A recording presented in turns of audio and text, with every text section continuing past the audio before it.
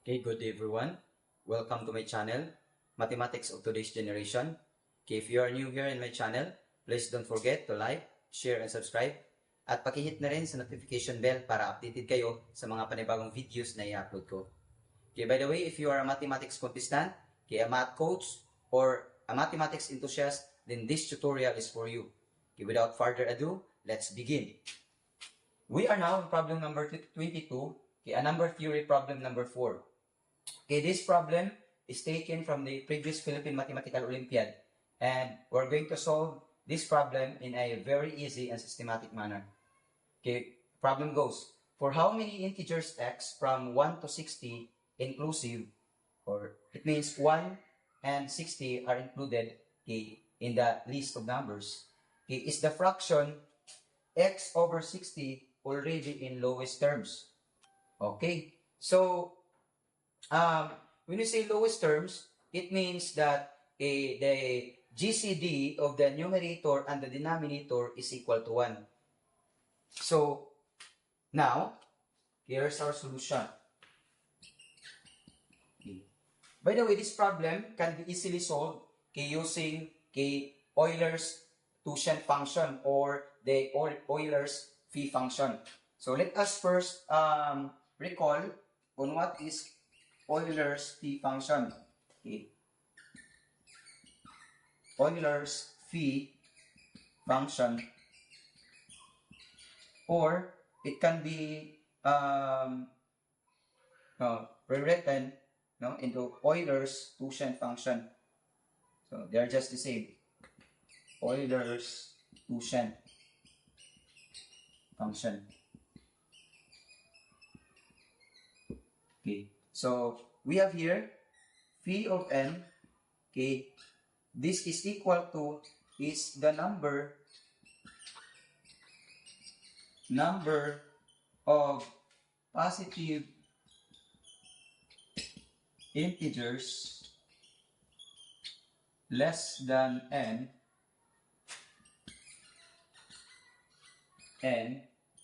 that are relatively prime to n. So, relatively prime means the GCD of n and the number is equal to 1. So now, we have so many theorems to easily find the Euler's twoshent function, but the most familiar for me is this one.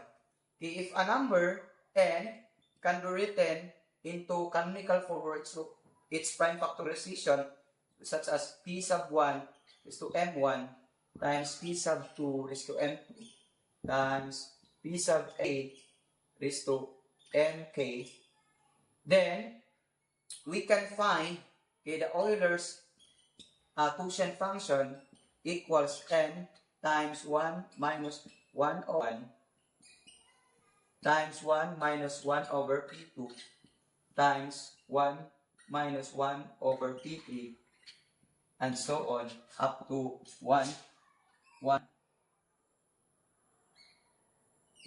over pk.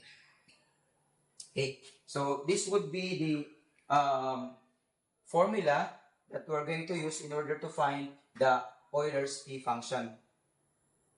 Okay, so now, so from our problem there, so our n here, we have 60. So it means we're going to write that first into its prime factorization. So this follows that 60 can be written as 2 squared times 3 times 5. It's because 2 squared is 4, 4 times 3 is 12, then 12 times 5 equals 60. So now, our p here, p sub 1 is equal to 2, p sub 2 is equal to 3, and p sub 3 is equal to 5. Then to find the Euler's phi function, so we now have phi of 60 is equal to 60 times 1 minus 1 half times 1 minus 1/3 times 1 minus 1/5. Okay, then we have 60 times 1 minus 1/2, so we have 1/2. 1 minus 1/3, so we have 2/3. Then 1 minus 1/5, so we have 4/5. Then 2 divided by 2, so that is equal to 1. Then we now have 60 times 4 over 3 times 5 is 15. Now, 60 divided by 15 is equal to 4.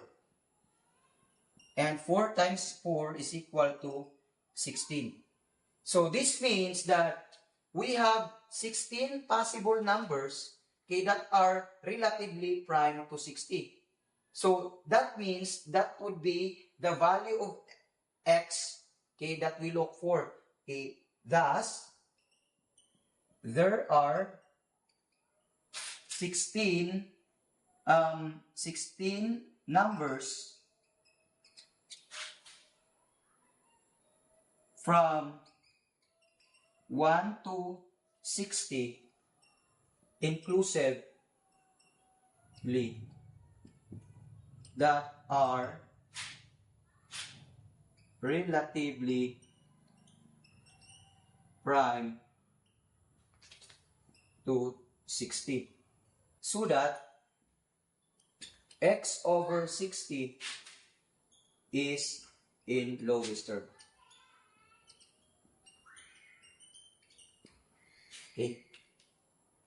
Okay, so that would be all.